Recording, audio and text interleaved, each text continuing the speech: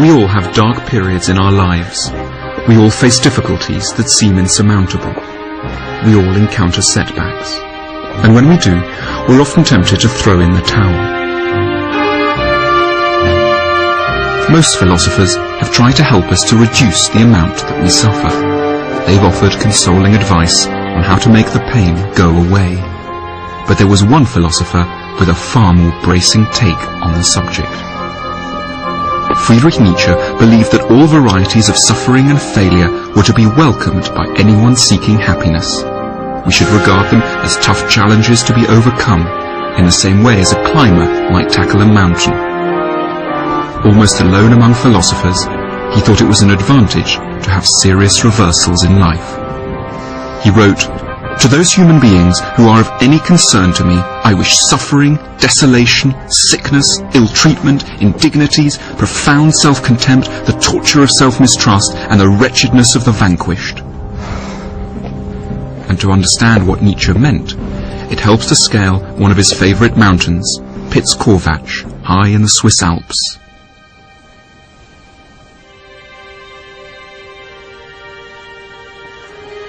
I'm now standing on the top of Piz-Corvatsch, and the view is extraordinary, sublime. There's a complete stillness in the air. Clouds are just drifting over us. We can see clouds below us, and then through the clouds, villages and forests. You feel like you're on the top of the world, and the air is curiously light, and you feel a kind of elated feeling.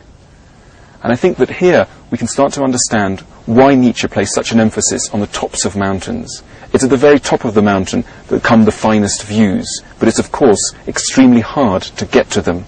And this is symptomatic of his view that to reach anything that's worthwhile, to reach anything that's valuable, you have to go through an extraordinary amount of effort. Friedrich Nietzsche certainly knew a lot about effort, both physical and mental. His life was one of exceptional hardship.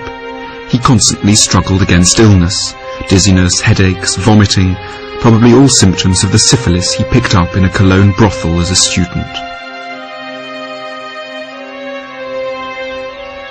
He was forced on a restless journey around Europe in search of somewhere where the climate wouldn't upset his delicate constitution. And the place that best agreed with him was Sils Maria, high in the mountains in the southeastern corner of Switzerland.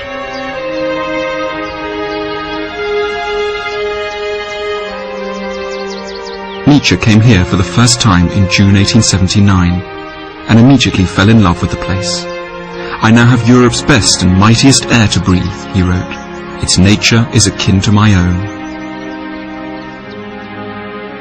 He spent 8 summers in Sils Maria, living in this barely furnished room rented from a farmer.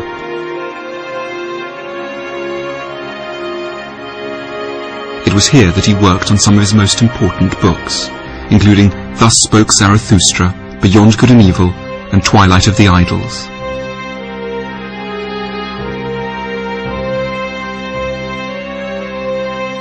But his work enjoyed little success in his lifetime.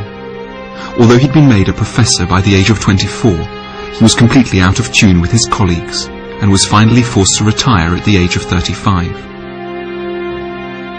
For the rest of his life, he had very little money, and the many books he worked on here went largely unread.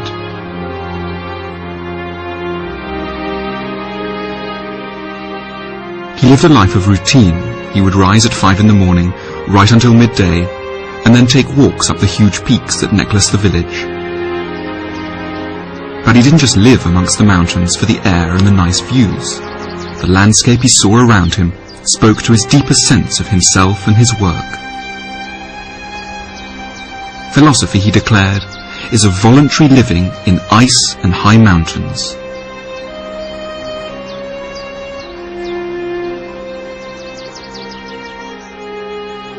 Nietzsche's love life was as disastrous as his professional career. All his attempts to seduce women were in vain. Many were frightened by his large moustache, and he confessed to feelings of appalling loneliness. He wrote to a married friend, "Thanks to your wife, things are 100 times better for you than for me. You have a nest together. I have, at best, a cave."